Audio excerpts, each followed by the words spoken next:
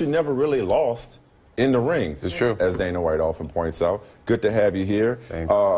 We were so looking forward to you and Cormier going at it, because if the fight was anything like the Instagram social media battles you guys have had, it would have certainly lived up to the hype. How much of that animosity is real between the two of you guys? Oh, it's 100% real. Yeah, Daniel Cormier and I do not like each other. Why you had to bring Carl Wesley? Oh, come on, that's him. That's so him. Why you had to go Family Matters? Yeah. Bigums, I mean. Yeah, Tyrone Biggles, he got me.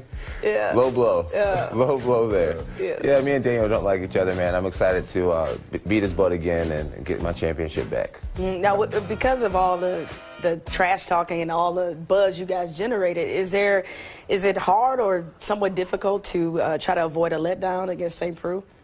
Right now I'm definitely not looking past Ovince St. Preux. He's a tremendous athlete. He has about 7 or 8 and ranked 6th in the world, so he's one of the greatest fighters on the planet, and I'm excited for the challenge. I'm taking him very seriously. Yo, if you had to describe the last year for you in a word, what would it be? You had to pick one word to describe this last year. One word to describe this last year.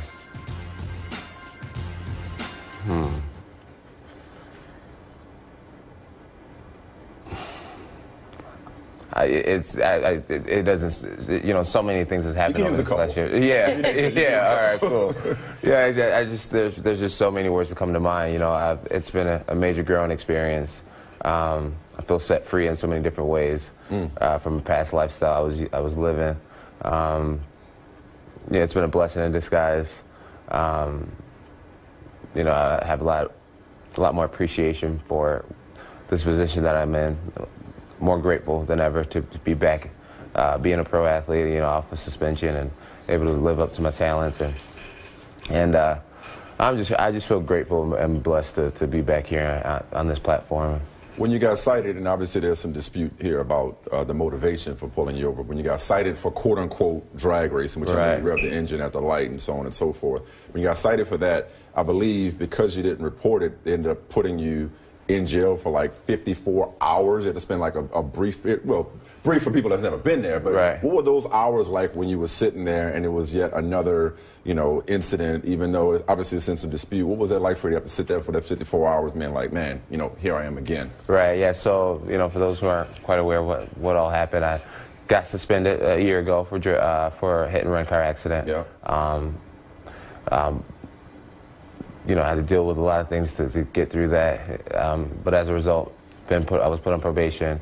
Recently, I revved my engine at a red light, and off of a technicality, I was accused of drag racing, which I was not. And anytime you violate probation, you have to go to jail until you see the judge. So I was in jail for almost 3 days, and I'm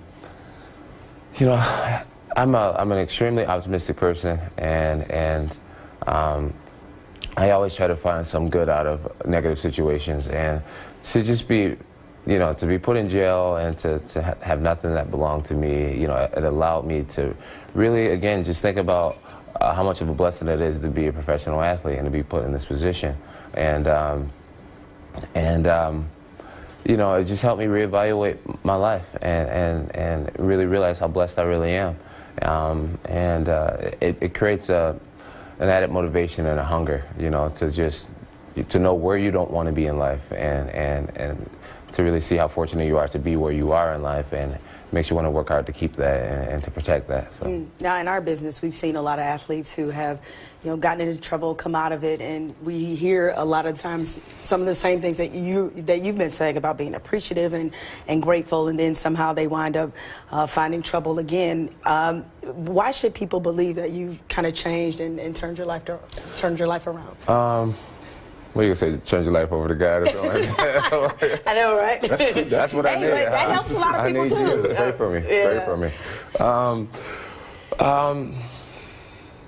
At the end of the day, if people don't want to believe that I've changed, that's up to them. I feel as if second chances are something that shouldn't necessarily be given. I feel as if it's something that should be earned. And right now, I'm in the process of trying to earn a second chance. It's going to take time. It's going to take lots of effort. It's going to take lots of good on my part inside the octagon and outside. Lots of just positive actions over the years, you know, to show people that there's a legitimate change there. And I'm trying my hardest. At the end of the day, life is, you know, one day at a time, and each day I can just do my best to try to make better decisions and be a better example and just live better. So I'm trying, and it's going to take time to really win people back over, but I'm willing to try. I heard you earlier say 7 months sober. 7 months sober, yeah. What's that day-to-day journey like for you? You know, honestly, it's been really easy for me.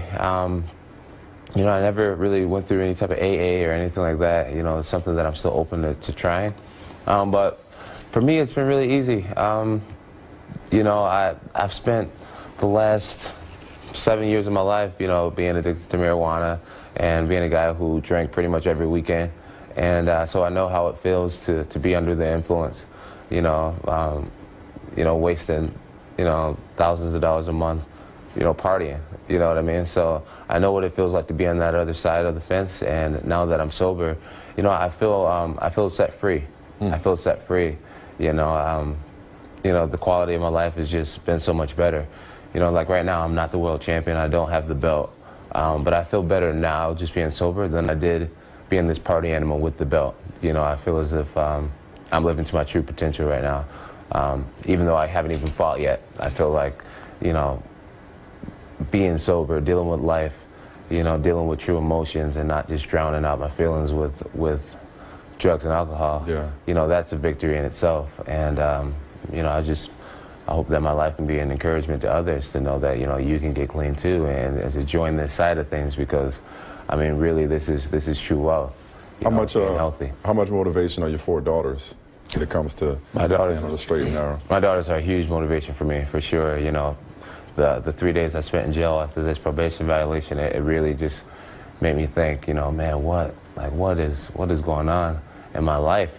You know what I mean? I have these 4 magnificent daughters that I'm everything to, and you know, I can't be anything to them behind bars. So that's more motivation to just try to live as best as I can to make sure nothing like this happens again. Because if you keep acting up, pretty soon they're going to be able to take you down. Yeah. we noticed that she kind of getting them in the MMA, right? Yeah, my daughters, they come to practice with me, and they're so curious about mixed martial arts. Okay. Yeah. I got a 9-year-old that she kicked me recently. She takes Taekwondo. Oh, nice. I felt that power, so I'm like, all right, I'm going to have to find a new way to keep her in check. Yeah.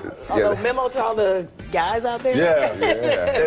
As if having you as a dad wasn't enough. Yeah, don't you want to mess with the Jones girls, I'll tell you what. Yeah, I love those girls so much. Well, that's beautiful. Yeah, we're certainly, like a lot of people, rooting for you and looking forward to seeing how your career develops. So thank you for joining us. Thank you so much.